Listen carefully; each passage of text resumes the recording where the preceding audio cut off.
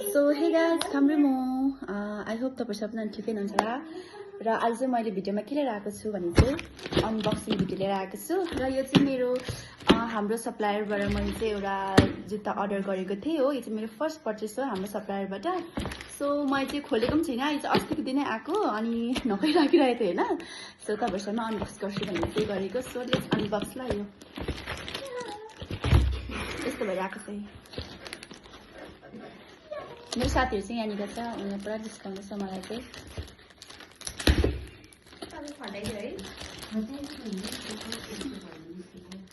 के मगाएको छु हो, म थाहा छैन कस्तो आउँछ, यो मेरो फर्स्ट पर्चेस हो। सो लेट्स सी के आएछ।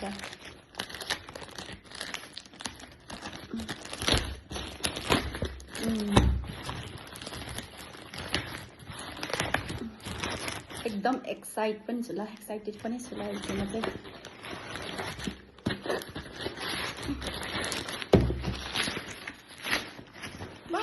देखिहाल्यो तपाईले मैले के मगाएको थिएँ भनेर।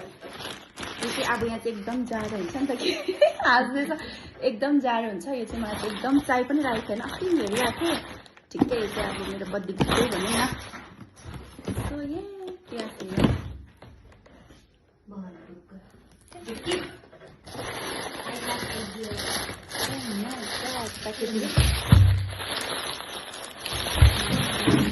साथीले होला कता छ त प्याकेजिङ त। ए यता पनि सिकाएको छ। यो चाहिँ विन्टरको लागि मैले हेर्नुभन्दा अगाडि मेरो साथीले हेर्दैछ। विन्टरको लागि म चाहिँ एकदम चाहिरहेको थिएँ चाहिँ होइन। अब ट्रेकिङहरूतिर जाँदा पनि चाहिन्छ, अन्त जस्तै क्याजुअलतिर लाउँदा पनि हुन्छ, अन्त जाडोमा चाहिँ एकदम काम लाग्नेवाला चाहिँ। नामथाङमा चाहिँ एकदमै जाडो हुन्छ है। यसरी म बनाइ देखिहालौँ न।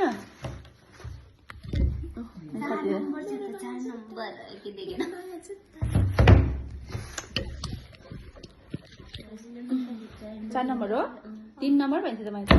4 नम्बर लेखिरहेको छ कहाँ? यस मेरो जुत्ता राम्रै आएछ।